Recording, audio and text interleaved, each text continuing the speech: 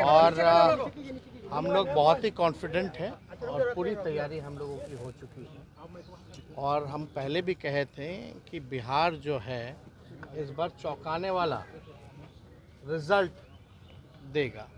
हालांकि बहुत सारे टीवी चैनलों ने अपना सर्वे किया है, उनका काम है, उनका प्रोफेशन है, लेकिन चौंकाने वाला शब्द इसलिए हम कह रहे हैं कि जो अंडर करंट जो है लोगों में, खासतौर पर बिहार के लोगों पर, दो चीज़ें देख रही है। 17 साल बनाम 17 महीने और दूसरा केंद्र सरकार के 10 साल में बिहार के लिए क्या किया।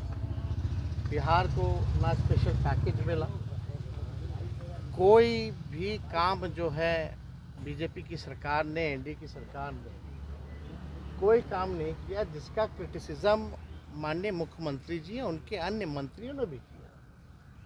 और हम लोगों का तो पुराना जो मांग रहा, जो हम लोगों ने आरक्षण बढ़ाया था महागठबंधन के लोगों ने, जो 75% की जो सीमा की थी भाई, उसको शेड्यूल 9 में करने का, वो भी कोई काम नहीं किया।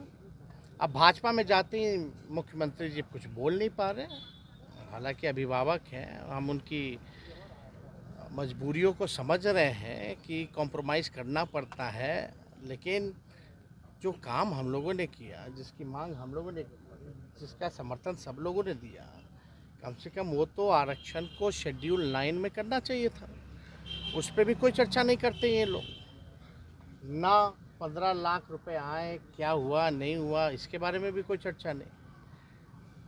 पूरे भारत सरकार में जितनी पक्की नौकरियां, सरकारी नौकरियां मिली होंगी, हम चैलेंज करते हैं केंद्र सरकार को कि हमारे 17 महीने में उससे ज़्यादा अगर भारत सरकार ने नौकरी दी है तो बताओ।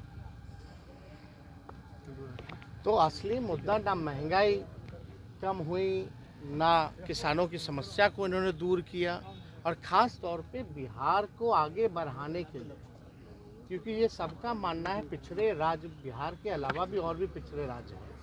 अगर बिहार जैसे राज्य अगर आगे ये बढ़ाने में सहयोग नहीं करेंगे तो भारत कैसे आगे बढ़ेगा।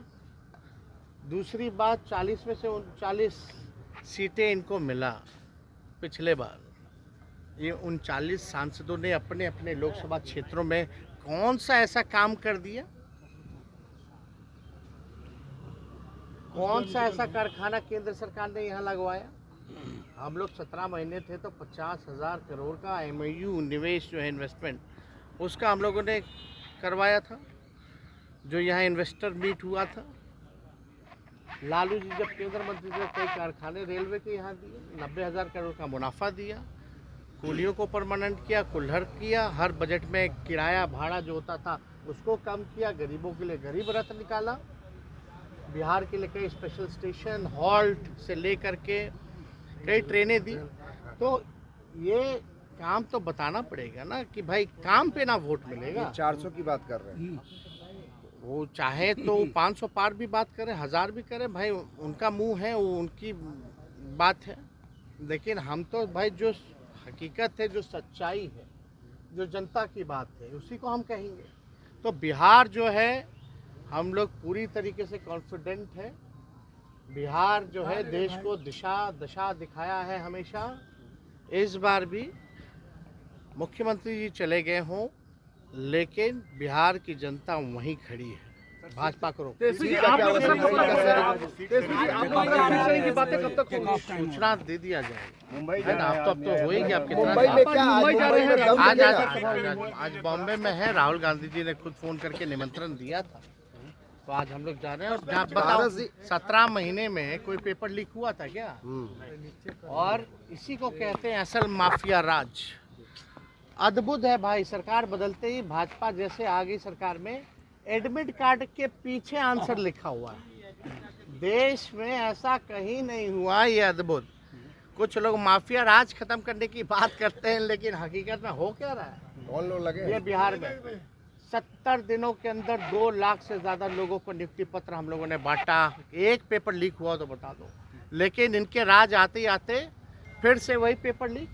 भाजपा का जहां राज रहा वहां पेपर लीक, यूपी में पेपर लीक, मध्य प्रदेश से लेकर के हर जगह। अब बिहार में तो गजबे हो गया। एडमिट कार्ड लेके लोग जाते हैं, उसके पीछे ही उत्तर है। तो हम तो चाहेंगे कि इस बात को आप लोग भी समक्ष जो है रखने का काम कीजिए। सीट बंटवारा कब तक हो जाएगा?